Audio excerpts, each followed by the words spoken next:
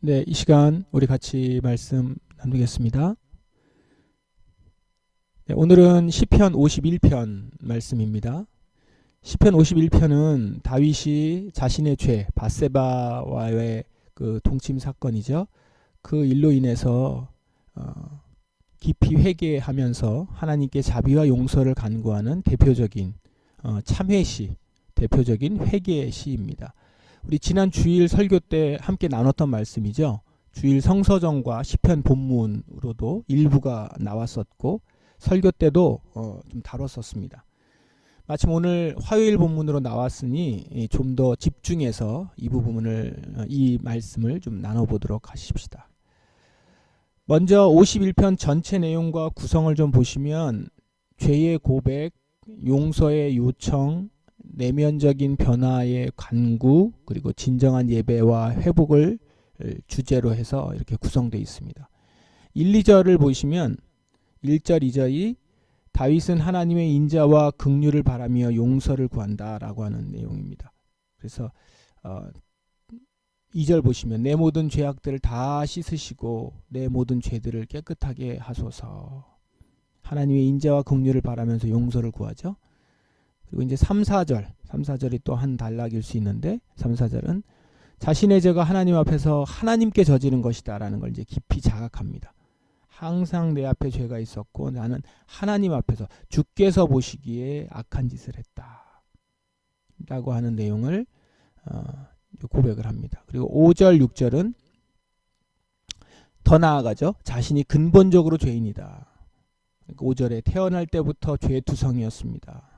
어머니가 나를 임신했을 때부터 죄인이었습니다. 주는 정말로 내 속에 진실이 있기를 바라십니다. 주는 내 마음속에 지혜를 가르치십니다. 그러니까 자신이 주님이 앞에서 근본적으로 죄인이고 죄투성이다라는 인간이다라는 것을 고백합니다. 그러므로 주님이 가르쳐 주시는 것 외에는 나를 바꿀 것이 없다라는 것으로 나아가죠. 그래서 이제 7절부터 13절이 정결한 마음, 성령의 회복 이런 것들을 구합니다. 구원의 기쁨을 다시 찾기를 소망하는 기도를 드리는 거죠. 그러니까 하나님 앞에서 자기가 죄를 지었고 근본적인 죄인이니까 이것에 대한 해결은 주님이 내게 주시는 것 외에는 없다. 이거죠. 이거니까 어떤 변명이 있는 것도 아니고 아무것도 없죠. 그대로 온전히 주님이 나를 고쳐주실 것에 대한 그런 간절한 기도가 이제 7절부터 13절까지 쭉 이어집니다. 그리고 이제 14절에서 15절은 이제 자신을 용서하시고 구원하시는 하나님을 다시 찬양할 수 있기를 고대합니다. 그렇게 회복되어서 그리고 더 나아가서 자기가 용서받은 자로서 다른 사람을 가르치고 함께 의로운 삶을 도모하겠다라고 이제 다짐하며 나아가는 내용이 나오죠. 그래서 여기 보시면 14절에 사람을 죽인 죄에서 나를 건져주소서. 하나님, 주는 나를 구원하신 분이시니 내 입이 주의 의로우심을 노래할 것입니다. 이렇게 하면서 이제 노래하고 찬양하는 쪽으로 나아갑니다. 16절 17절은 다윗은 이제 하나님이 진정 예배, 원하시는 예배가 무엇인지를 깊이 자각하죠. 회개를 하고 회개했을 때 돌이켜서 회복되었을 때를 기대하면서 그리고 났더니 진정 예배가 어떤 것인지를 자각하게 되는 그쪽으로 나아갑니다. 그래서 하나님이 원하시는 것은 겉모습이 아니라 상한 심령, 그 깨어진 마음, 그리고 통회하는 마음이다라는 것들을 이제 알죠. 그래서 하나님이 바라시는 제사는 깨어진 마음이다. 상처난 가슴과 죄를 뉘우쳐 주님께 고백하는 마음. 그렇게 나아갈 때 주님이 제사를 받으신다라는 것들을 깨달으며 고백합니다. 여기서 끝나지 않고요. 이제 18절 가시면 공동체 회복을 위해서 기도하죠. 시온을 번성케 해주시고 예루살렘 성벽을 쌓아주소서. 그리고 제사를 받으시고 주의 제단에 바쳐질 것들을 받아주소서 이렇게 기도합니다. 그래서 예루살렘 번영과 의로운 제사 회복을 간구합니다. 이것은 다윗이 이제 왕이니까 왕으로서 책임감을 갖고 자신이 다스리고 있는 시온과 그다음에 예루살렘을 위해서 기도하는 것이기도 하겠고요. 또 이것을 조금 더 원론적으로 보시면 자신으로 인해서 이제 공동체가 해를 받았을 수 있죠. 왕이기도 하지만 공동체 일원으로서 자신이 죄를 졌기 때문에 공동체에 해가 미쳤을 것이다. 다시 그러니까 저를 회복시켜 주시면서 그 공동체도 같이 회복시켜 주십시오. 공동체가 다시 그 구멍난 곳, 나로 인하여서 정결하지 못하게 된 것들이 다시 정결케 돼야 되겠습니다. 라고 하는 마음으로 기도하는 것이죠. 그래서 자신을 위한 기도뿐만 아니라 공동체를 위한 기도까지 나아가는 것입니다. 자, 오늘 본 시편 보면서 발견되는 특징과 교훈은 이런 것입니다. 첫째는 다윗은 어떤 변명도 없이 자신의 죄를 있는 그대로 하나님 앞에 고백하면서 회개합니다. 어떻게 보면 이 부분이 본 시편의 핵심이라고 할 수 있는데요. 다윗은 자신의 죄를 변명하거나 숨기지 않고 즉각적이고 철저하게 고백하죠. 주님 앞에 내가 죄를 범했다는 겁니다. 이거를 변명하지 않아요. 뭐 인간적으로 그럴 수 있지 않냐, 뭐 요즘 세상에 이 정도는 할 수 있지 않냐, 왕인데 다른 나라 왕들도 그런데 저는 뭐 그 정도까지는 아닙니다, 뭐 이렇게 나가지 않아요. 그런 마음이 없고 철저하게 고백하면서 하나님께 나아갑니다. 자기가 지금 지은 죄가 전적인 책임이 자신에게 있다, 이걸 인정해요.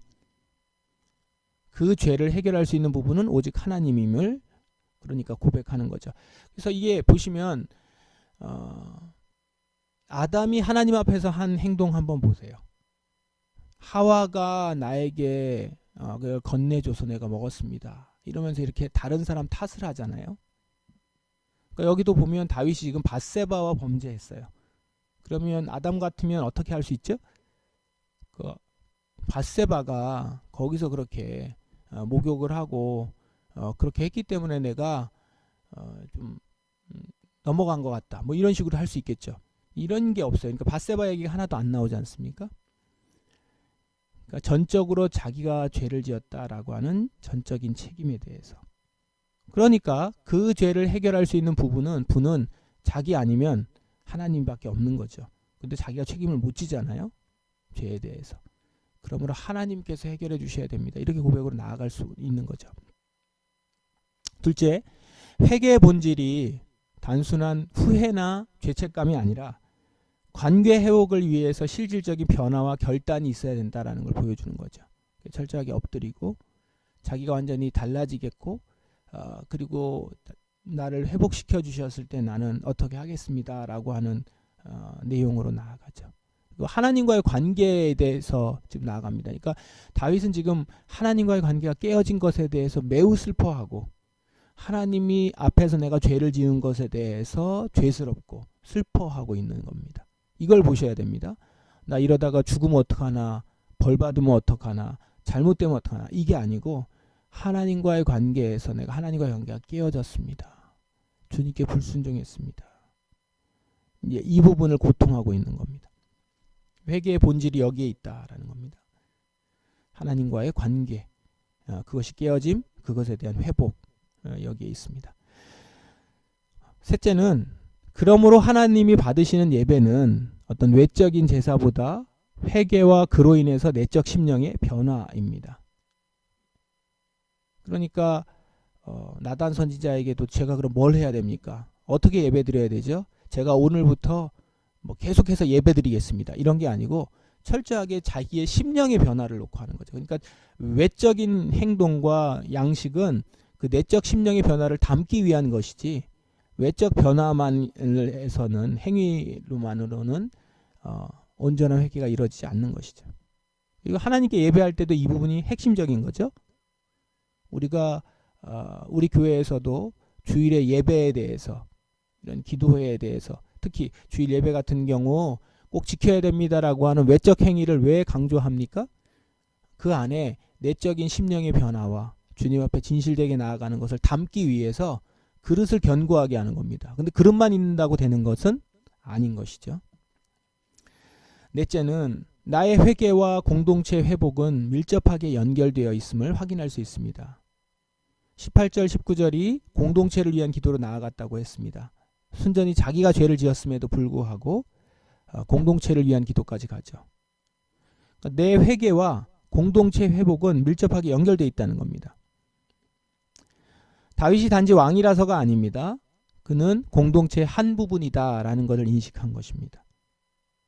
내가 썩으면 결국 공동체도 썩기 시작하는 겁니다. 나의 일부분, 내가 썩으면서 공동체 일부가 썩기 시작하는 거예요. 내가 병들면 결국 공동체 전체에 이상이 생긴 겁니다. 반대로 내가 회복되면 공동체도 다시 회복의 길로 들어서는 거겠죠. 그러니까 왕으로서 단지 다윗은 왕으로서가 아니라 공동체성을 가진 사람이에요. 내 공동체의 일원이다. 그러므로 내가 잘못되면 공동체에도 문제가 생긴다라는 겁니다. 그래서 공동체성을 가진 이들은 이렇게 기도합니다. 우리가 교회에서 교회 공동체성을 강조하잖아요. 우리는 공동체입니다. 이게 뭡니까? 내가 그 공동체를 이루는 한 부분이에요.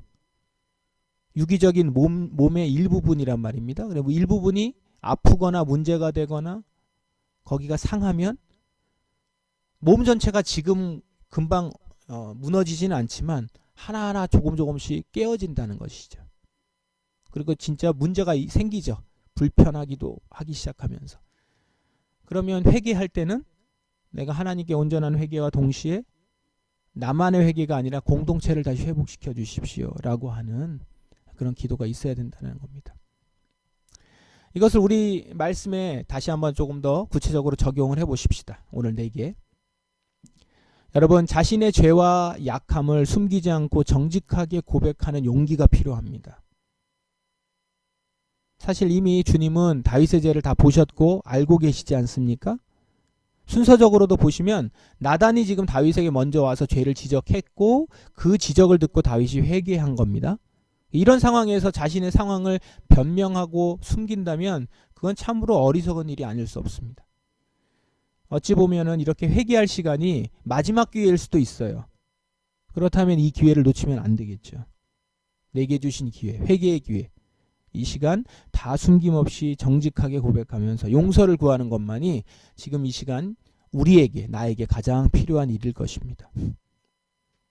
둘째, 죄 해결은 나의 노력이나 겉모습이 아니라 하나님의 자비와 성령의 역사에 의존해야 함을 기억해야 합니다. 내가 용서받는 것은 내 노력에 의한 대가가 아니라 전적으로 하나님의 사랑과 성령이 행하신 결과입니다. 그러므로 우리가 회개할 때 전적으로 은혜를 의존해야 됩니다. 하나님의 은혜. 예수 그리스도의 십자가로 나타나는 아버지 하나님의 사랑, 그 십자가의 사랑을 의지해서 나아갈 뿐입니다. 거기에 나를 주장할 것이 없습니다. 나의 의가 드러날 여지가 없어요. 오직 예수 그리스도의 의만 드러날 뿐입니다. 나는 정죄받아 마땅한 죄인임을 철저히 인정하고 그렇기 때문에 전적으로 하나님의 자비와 성령의 역사를 의지하면서 나아가는 겁니다. 이런 인식과 자세라면 하나님께 보이는 태도는 자연스럽게 간절하고 겸손한 태도일 수밖에 없겠죠. 셋째로, 오직 회개를 통해서만이 하나님과의 관계 회복과 구원의 기쁨을 누릴 수 있음을 기억해야 됩니다. 죄를 짓고 회개하지 않는 자의 특징은 무언가 불안함이 잠재되어 있다는 것입니다. 삶이 안정적이지 못하게 되죠. 죄 문제를 숨기고 있으니 그것이 드러날까 봐 항상 잠재적으로 영적인 불안함을 느끼고 있습니다. 이게 여러 모양으로 나타납니다. 쉽게 화를 내거나 날카롭거나 교만하거나 결여감을 느껴서 다른 어떤 것들을 채우려고 하는 일종의 중독이 되거나 하나님으로 채워지지 않기 때문에 채울 수 있도록 내어놓아야 되는데 채워지지 않은 거죠. 회개하지 않으면. 그러니까 결여된 상태로 불안한 겁니다. 회개만이 답입니다. 회개로 하나님이 내 더러운 죄를 용서하시고 정결케 하시고 내 안에 비어있는 공간을 하나님의 사랑으로 채웠을 때 진정 평안과 구원의 기쁨을 누리게 된다는 것입니다. 넷째, 우리 예배와 찬양의 중심은 우리의 상한 심령, 깨어진 마음과 통회하는 마음이어야 함을 기억하십시다. 우리는 우리를 진정으로 회복시켜 주실 예수님께 나의 상한 심령을 드리며 나아가야 하고 통회하며 참회함으로 나아가야 합니다. 그럴 때 예수님은 나의 깨어진 마음을 다시 맞춰주시고 상처난 가슴과 죄를 뉘우쳐서 고백하는 마음을 어루만져 주셔서 우리의 예배가 온전히 하나님께 연락되는 예배가 되게 하실 것입니다. 끝으로 우리는 언제나 공동체성을 갖고 기도해야 합니다. 공동체성을 갖고 있는 이들은 자신을 위한 기도와 공동체를 위한 기도를 떼어서 생각하지 않습니다. 나의 회복은 곧 우리 공동체의 회복으로 연결됩니다. 반면 나의 타락은 곧 우리 공동체에 큰 손해와 오염을 일으키는 것입니다. 이것을 생각하면서 회개하고 이것을 생각하면서 공동체를 위해 기도해야겠습니다. 이 시간도 하나님 앞에서의 정직함과 자신의 연약함을 인정하는 깨어진 마음으로 나아가십시다. 하나님은 회개하는 자를 용서하시며 새롭게 출발할 수 있는 기회를 주십니다. 이 믿음과 소망으로 주님께 나아가는, 그렇게 간구하는 저와 여러분 되시기를 주님의 이름으로 축원합니다. 기도하겠습니다. 이 시간 하나님, 제가 회개하는 마음으로 나아갑니다. 깨어진 마음으로 주 앞에 나아갑니다. 저의 문제들을 가리지 아니하고 정직하게 주님께 고백하며 나아가게 하소서. 주여, 저로 말미암아 또 우리 공동체에 훼손이 됐고 손해가 난 것들도 주님 회복시켜 주시옵소서. 이렇게 주 앞에 나아가며 오늘도 정결한 하루가 되기를 주 앞에 간구하십시다. 기도하겠습니다.